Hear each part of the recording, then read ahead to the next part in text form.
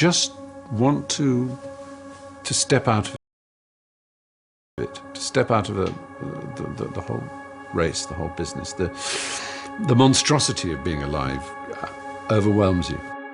If you have depression, if you have anxiety, if you have post-traumatic stress disorder, if you have any kind of mental health condition, this is not something to ignore. Depression, frustration, anxiety, pain, disillusion. It's just a natural part of the process of becoming a stronger version of yourself. The thing that keeps one living is a sense of future, that there will be a tomorrow, and tomorrow I've got to do this, and then the day after I've got to do that. Get started. And I'm going to tell you right now, it won't be easy. It will be hard because life is hard. That's what life is. With depression, one of the most important things you could realize is that you're not alone. I've been places and someone has said, well, you lost an arm and a leg, so you had a right to be depressed. And I stopped them. I was like, depression is real. No matter what you're going through right now doesn't mean that it's not going to end. I think too often we think about the stresses that we're dealt with right now, and we think that there's no light at the end of the tunnel. All that you can see is darkness, and everything that you try to do just kicks you right back in the face, and you just can't seem to get yourself up. You don't even have to go through something traumatic. Some are caused by something traumatic. Some can be a chemical imbalance in the brain. There is light at the end of the tunnel. Life is hard. Life is challenging. There are ups and downs. And these challenges that you face, they're going to do their best to take you down. Do not let them. Of course you have to work. Of course you have to show up. Your team needs you. Life needs you. Your family needs you. Life is for the living. Depression is not only normal, it's essential, and be grateful for it because it allows you to reorder yourself at a higher level. I speak what's on my heart. And I gave my speech, and as I was closing, I kind of mentioned some depression. Because I was coming out of the winter months, and it hit me again this past winter, and I went and saw the doctor, and so it was on my mind, and it came up. And as I was saying, I thought, this generation of people probably aren't connecting to what I'm saying.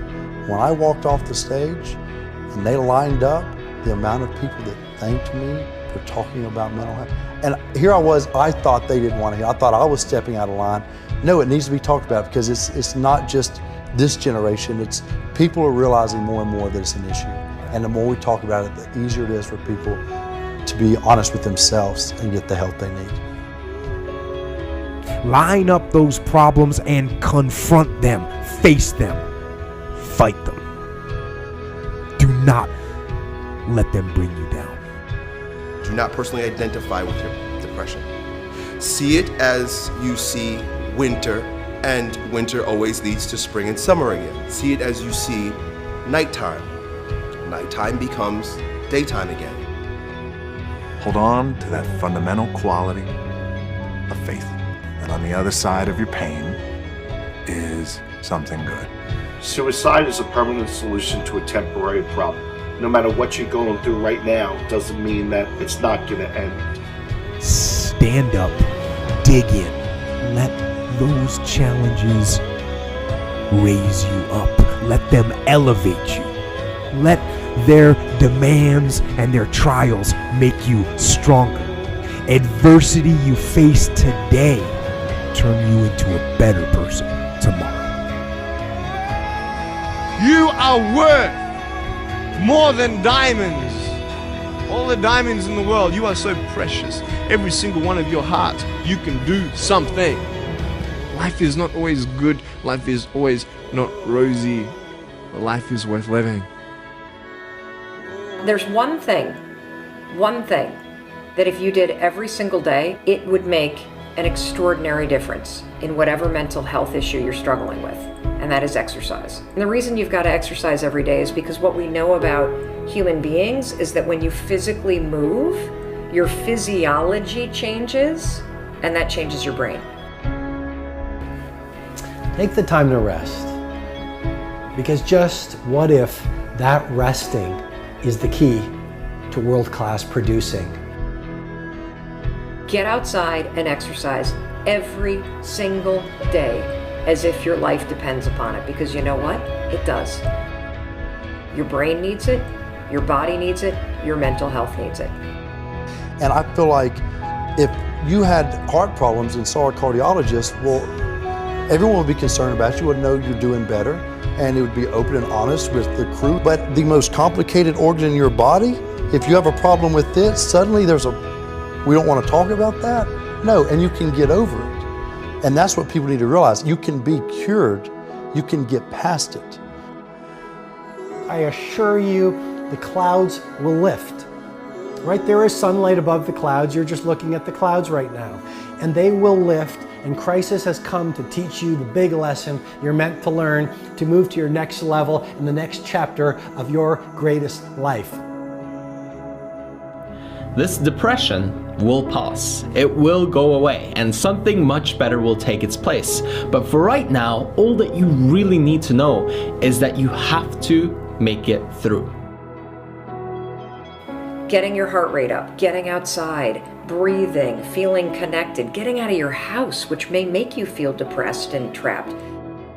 The man I am with you right now as I speak with as much authenticity as I know how to share is the result of my times in the valley of darkness. Doing that every day, that physical push. You don't have to run. You don't have to go to an aerobics class.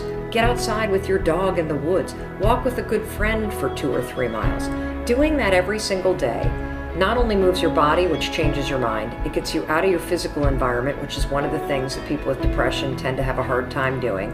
And it also creates a bit of momentum and a bit of a routine in your life. Every time I experience a bout of depression, I come out on the other end a different person, doing different things. But it's because I'm aware of what's happening and I'm aware. I want to see the opportunities as they present themselves to me instead of falling into the depths of a spiral down depression because I'm personally identified with what is happening when I'm upset.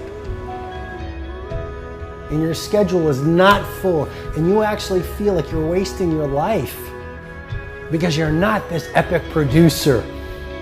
What if those times were actually a different form of productivity? What if those times were actually being productive in a different way, where you're actually producing not in the world, but producing within yourself, producing strength, producing new insights, producing new ideas, producing new capabilities, producing new energies, producing new emotions, shifting from fear to love, because when you go through difficult times, what do you really do if you feel your fear and your pain? You release it. It's out of your system, and you grow in love and bravery and strength. What does that do to your craft? What does that do to your power? What does that do to your bravery? What does that do to the light that you bring into the world? You become this incredible force that is undefeatable. I suggest to you that if you are facing a challenge, don't stop. Stay busy. Work your plan. Continue to do those things that you know that work for you after you have evaluated yourself in the situation. Continue to move. Stay busy, stay busy, stay busy. You are part of a larger cosmos, whether you know it or not. And communing with nature allows you not to see the bars of the prison cell, but the stars of the universe. And if you can connect with those every day, my dear friend, you will use your pain as an instrument for your greatest growth. And then you try something new. And then you'll also go to school and people will put you down and parents will tell you that you're a failure because you failed at a test. And you start believing the lies around you, saying that you're not good enough and no one's going to want you and you'll never ever do anything good in your life and you'll never ever, achieve the dreams and goals that you wish you had done or wish that you could do. And these steps take you closer. That voice saying, you're not good enough, you're not good enough, you're not good enough, and all you need is one more step to fall. So you have a choice to know which step you're going to take today.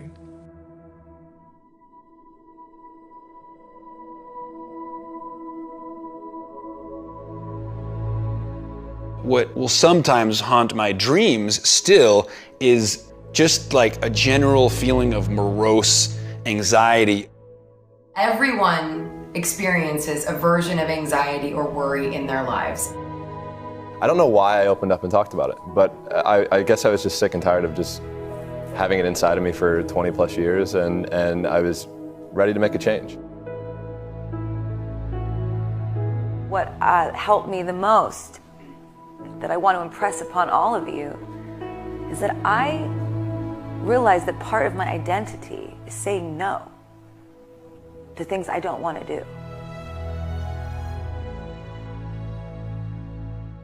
And you are all in school, and you all have a lot of teachers and a lot of people around you that tell you all day what you have to do, but it is your right to choose what you do and don't do. It is your right to choose what you believe in and what you don't believe in. It is your right to curate your life and your own perspective.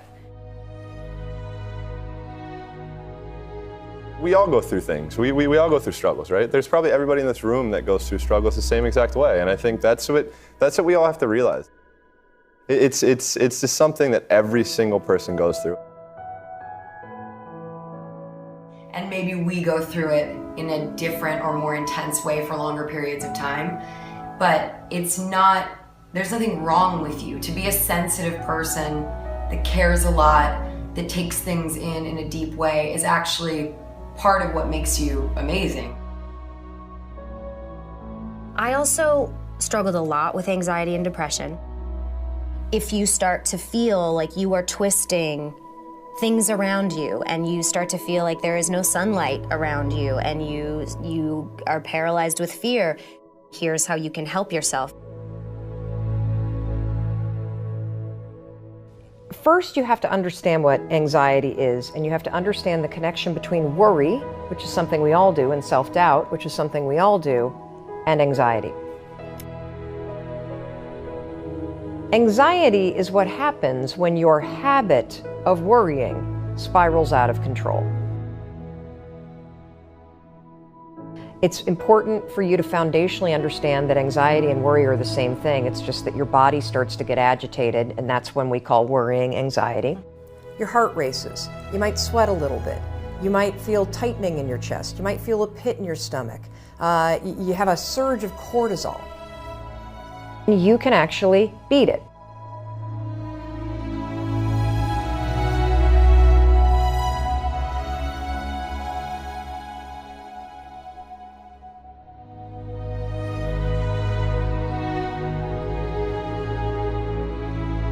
This is how you're going to do it. So all day long, you're going to have moments where your thoughts drift. Like you'll just be hanging out with your friends, and then suddenly you're like, I'm not sure that that person likes me anymore. I haven't heard from my kids lately. I wonder if they're dead, or, as a check, like you just start worrying about stuff. Why? Because it's a habit. Because when you're not paying attention, your brain shifts from you being a decision maker and paying attention to you just kind of spinning things on autopilot, and one of your habits is worrying. The second you wake up and you notice, holy cow, I'm talking some negative garbage to myself right now. 5, 4, 3, 2, 1. You've just shifted the part of the brain.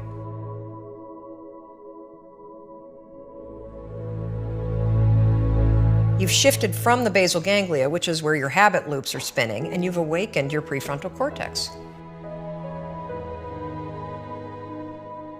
You've also interrupted that pattern. Now what you're going to do, because your mind is actually ready to receive a different thought because of the counting, now you can put in an anchor thought. Like if you have a mantra, if you've got a vision about the way that your business is going to turn out in 5 years, if you just have a thought that makes you really happy and proud, insert that. Now, why does this work? It works because of the counting. And I'm not kidding. We know, based on research, that positive thinking alone, not effective. In some instances, trying to force yourself to think positive can actually make the worries worse. Why? Well, the reason why is because it's really hard to just change the channel.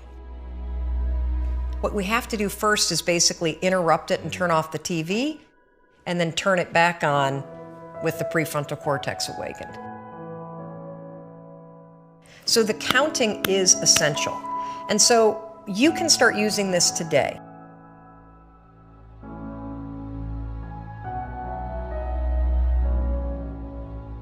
And the problem that I have with anxiety is the physiological side of it.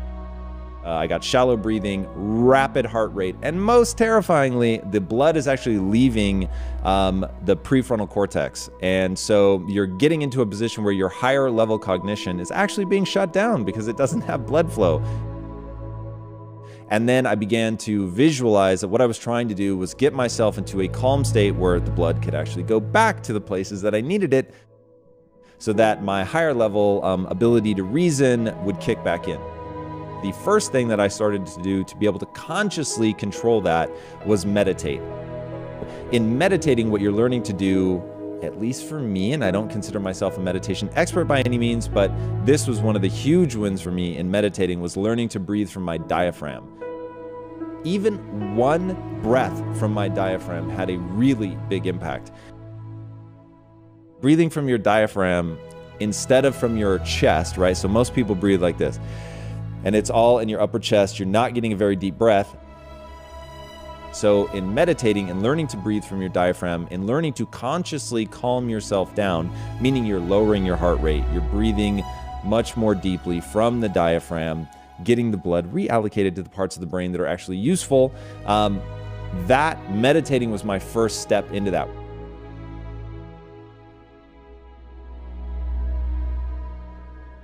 When there are really hard times, there are so many tools that you can use to help yourself in those times, and it does get better and easier as life goes on and you start to get to know yourself more and what will trigger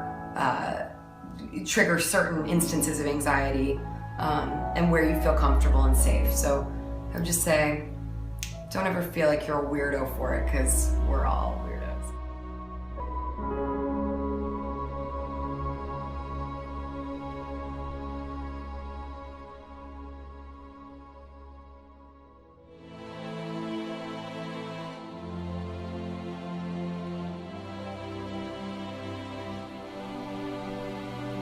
In 1973, a young man wrote a letter to American author E.B. White. The young man was losing his faith in humanity. And this is the reply he received from White. Hope is the thing that is left to us in a bad time. I shall get up Sunday morning and wind the clock. E.B. White wrote those beautiful words in response to fears surrounding our future. As long as there is hope, get up and wind the clock. At times it doesn't matter the view, does it? You may be looking in the mirror at your own life. You may be looking out the window at what's happening around you. The future becomes bleak, days full of fear.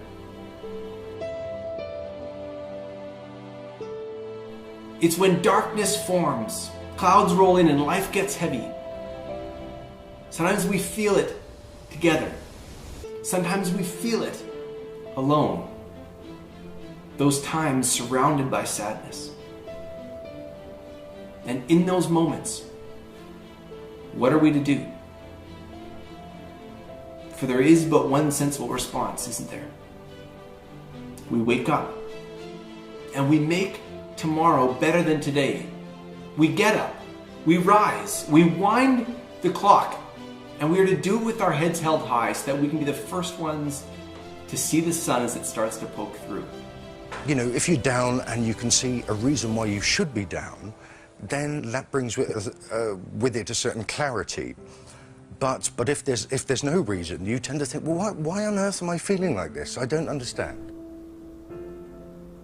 If you're like me, you're feeling it lately. We're in a moment when the clouds have covered some of the light. The way forward may seem to be slipping from view. The path of progress, which has been so hardly fought for, can feel like it's fading.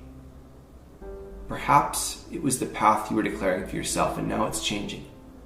It's shifting. Gone. And hope is the thing that has left us in a bad time.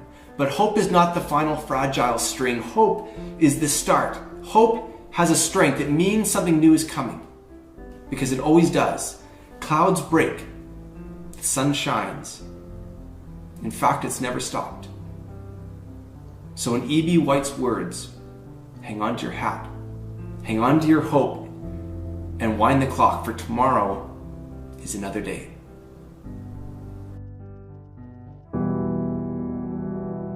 I want you to know that no matter where you are in life, no matter how low you have sunk, no matter how bleak your situation, this is not the end. This is not the end of your story. This is not the final chapter of your life. I know it may be hard right now, but if you just hang in there, stick it out, stay with me for a little while, you will find that this tough moment will pass. And if you are committed to using this pain, using it to build your character, finding a greater meaning for the pain, you will find that in time, you can turn your life around and help others going through the same struggles.